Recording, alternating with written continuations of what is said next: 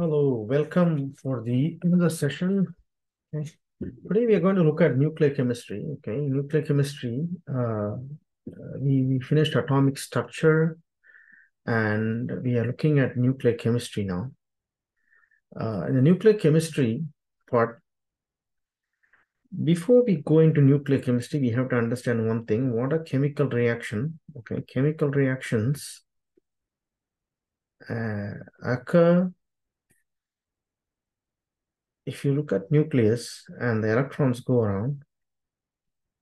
The chemical reaction occur with the electrons. Okay, so this is happening outside the nucleus.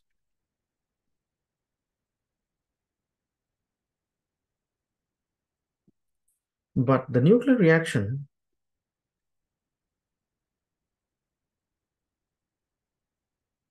is happening inside the nucleus. Okay? Because uh, in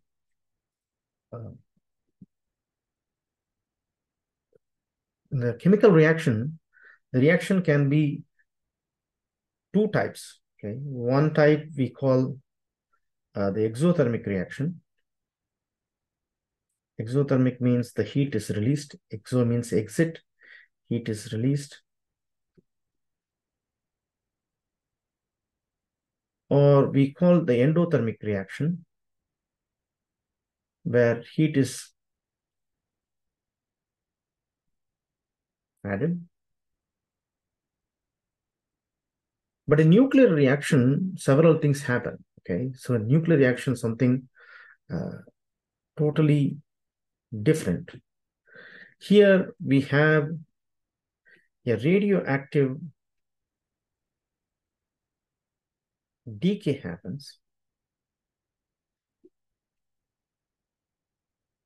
Okay, so now it leads to emission of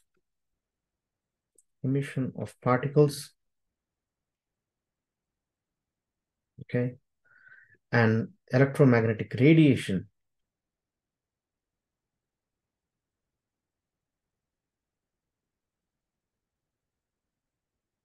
is emitted. So that is this is very important. So a chemical reaction is different from nuclear reaction. Okay, so here only heat is involved here, but in nuclear reaction, radioactive decay happens. Okay, the nucleus is disintegrating into different things, and then an emission of particles is happening, radiation is happening, and so on. But why such nuclear reaction must happen? That is the question. Why it must happen? So, to answer that, we need to see that this why question. The nucleus, that is the dense nucleus that is at the center, either becomes unstable due to its heavy weight, okay, and then it undergoes what is called as a nuclear transmutation. A change is happening on its own. Okay, so that is very important. So where this will happen? So in the periodic table, if you look at this, the atoms, the elements who are very big, large elements, whose nucleus are very big, becomes unstable.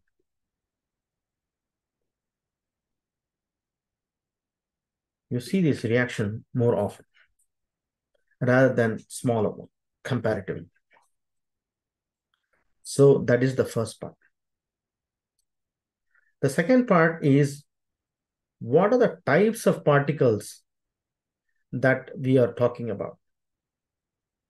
What are the types of the particles we are talking about? Okay, so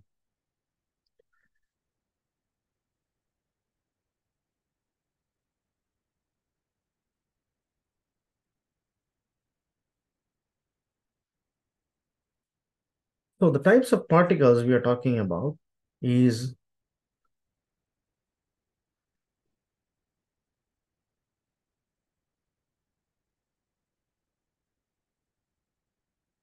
There are several particles. Either the particles can be a proton, because inside the nucleus, we know that we have heard these particles. We know that proton and neutron exist. Okay. The particles can come from the inside the nucleus. The proton can come. An electron even can form.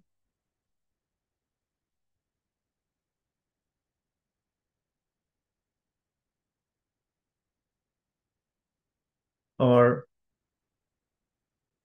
I would say, let's keep this as C. A neutron can come out of the nucleus. An electron can come. A beta particle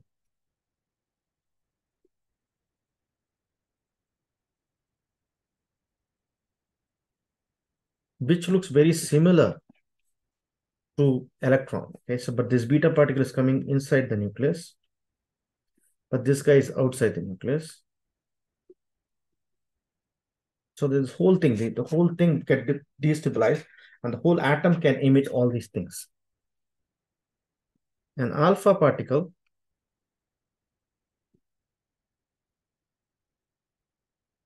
such as this, a helium nucleus can come, a positron can come, which looks exactly like an electron, but the charge is different. So in either of this, all these species can emit. Okay, so it might look bizarre because from a chemical reaction is totally different from a nuclear reaction. So an atom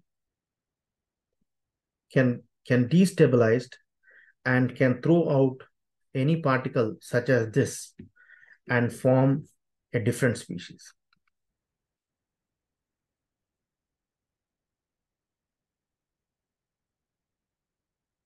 So that is very important. Okay. So next is, what is the superscript and the subscript? Here is all given. So superscript means the number that is written at the top of this. These are called superscript. A superscript means if I write X, A, B, A is the superscript and B is the subscript. So the superscript usually refers to the mass of the species. The subscript usually referred to the number of the protons. We have seen this early. But except in the case of positron and the beta particle, they refer to the charges, okay? They refer to the charges.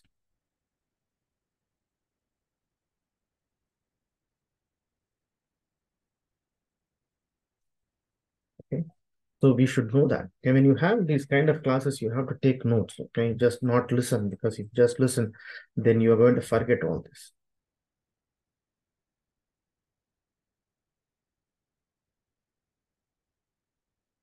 Now, the next is try to understand the particles in favor of what are the most important particles.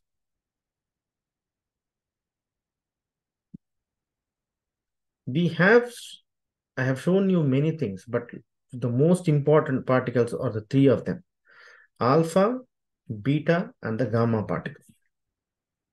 So the alpha particle, we are going to differentiate them, try to understand how these are identified. So let's look at these properties of each of this. The most important, the alpha radiation, beta radiation, the gamma radiation, call identity. Let's look at one by one. Alpha is called as a helium particle. Beta is nothing but an electron.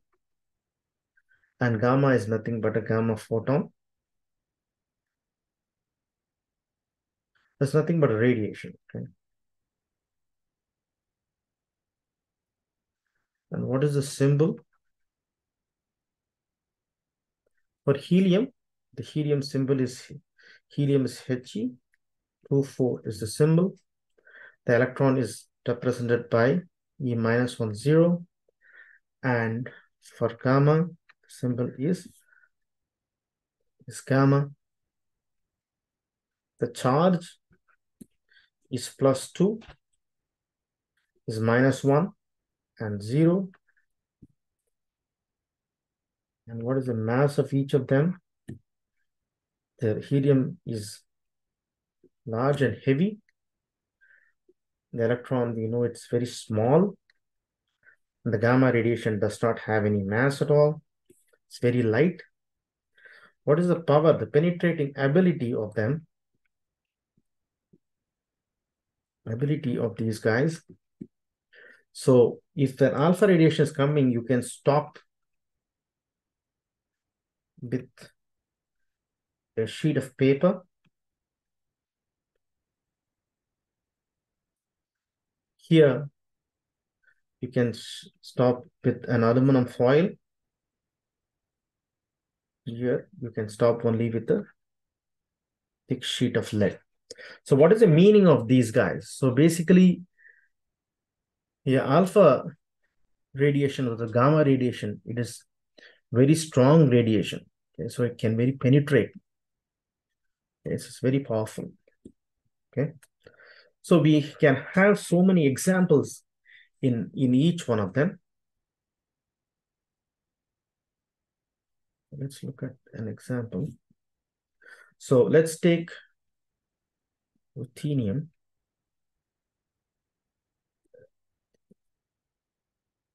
86. Let's start with it's radon. Radon 86, 222 will form polonium 84, 218, and then will lose an alpha particle. If you look at this, radon undergoes a nuclear change and forms a different element called polonium and loses an alpha particle. So when you look at these numbers, it's very easy to calculate. 218 plus 4 is 222. 84 plus 2 is 86. So if I say that radon is forming polonium, I know that the difference is 4 and 2. Obviously, you should have lost only a helium nucleus. It would have lost only an alpha particle. Okay, it would have not been a beta or a gamma. So from these numbers, you can easily identify which one it is losing. Either it is losing an alpha particle or a beta or a gamma. Okay. So now let's look at a different example for this guy. So if you take zirconium 40 and 97, and if it's from niobium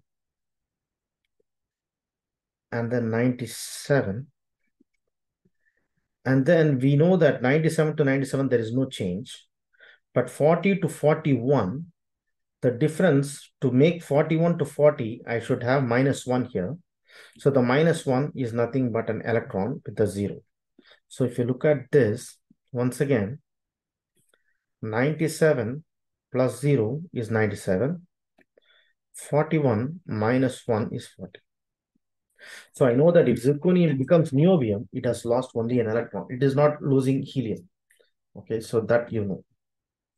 So now let's look at another example. For gamma radiation, let's look at cobalt. Cobalt 27, 60, forming nickel 28 and 60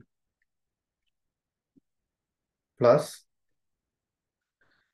it will form -1, 0 plus it also emits gamma radiation.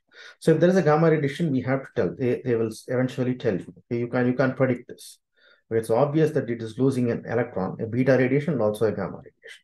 So these are all with the numbers you can predict specifically what radiation it is. So earlier we saw that there are so many uh, uh, particles are possible that it can emit in a reaction. We have proton, electron, neutron, and beta particle, alpha, and positron as well. But the most important ones are gamma, alpha, beta, and gamma. Okay, from the alpha, beta, and gamma, you can easily predict. Okay, if there is extraneous, then they will usually tell you. Okay, so let's look at some examples to find out how to do these problems as well. Okay, usually in chemical reaction, there are two things. Okay, one is called as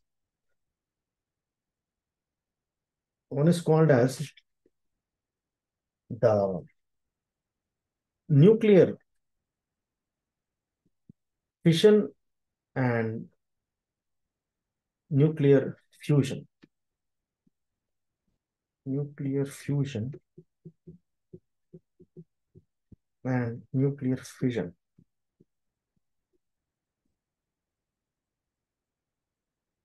Fusion means the two smaller ones becoming bigger one. Let's take two hydrogen. This happen in the sun. Okay, this in the sun. These things happen to deuterium and tritium. They combine to form helium and neutron. So if you look at that, you will see 2 plus 3 is 5. 4 plus 1 is also 5. 1 plus 1 is 2. 2 plus 0 is also 2. So this is fusion. Two smaller one becomes something bigger. And then one neutron is emitted. But fission means one bigger nucleus becoming few smaller ones. Okay, that's very easy. If you look at some of the examples, you can easily identify when a bigger one becomes a smaller one. When these reactions happen in chemical reactions, you can sometimes the question will ask you whether this is a nuclear fusion or a fission. When you look at the example itself, you can see the smaller one is becoming a bigger one or a bigger one becoming smaller one. And what are the radiations that is happening? From the counting the numbers itself, you can easily predict whether it's an alpha, beta, or a gamma. Okay. The second one is about identifying what is the half-life of a reaction. Half-life in radiochemistry. Let's say that half-life means the amount of time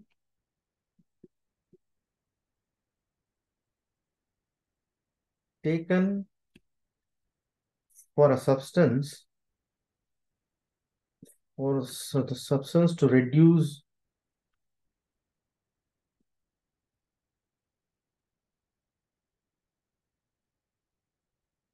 to its half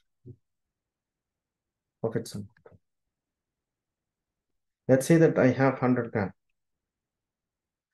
To become 50 gram, let's say it takes 1 day. And then from 50 grams to become 25 gram, it will take another 1 day. But to become 12.5 gram,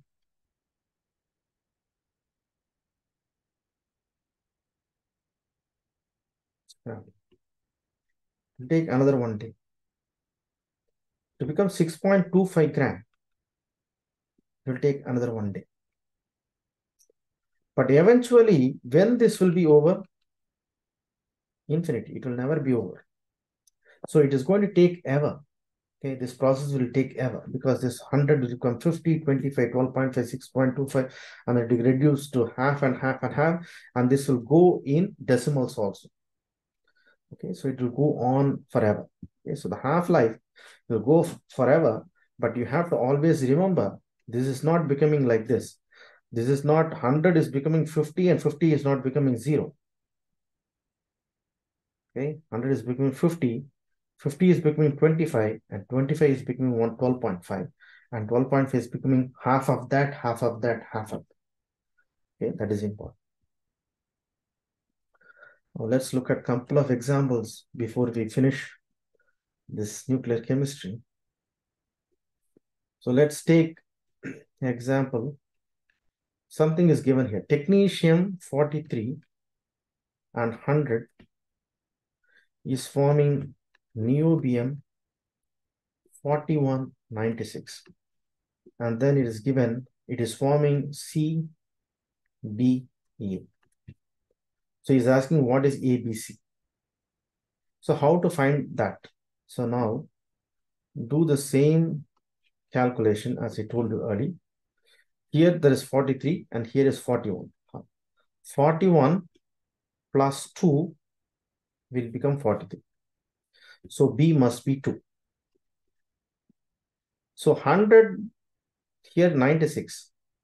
96, A must be 4 to become 100. So we know that the B, the bottom number always represents number of protons. Which one has number of 2 protons is always helium. So the answer C must be helium, He24. That should be the answer. Okay, so basically 41 plus 2 should be 43. 96 plus 4 should be 100. So here I have helium, He24. Okay, now let's look at another example. Magnesium 12, 23 plus C, B, A is forming Na 11, 23. So now here I have 23. I have 23. That means A must be 0. Here I have 12. Here I have 11. So B must be minus 1 because 12 minus 1 will be 11. So which has a negative 1 as charge? So it will be electron. So it's called as an electron capture.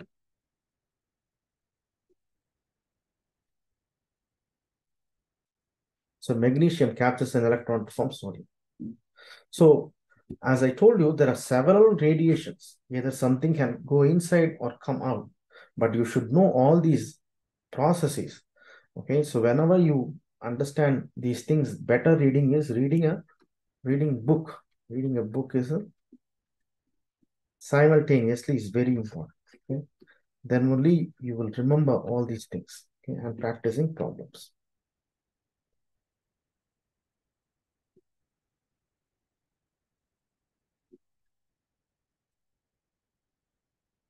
Thank you.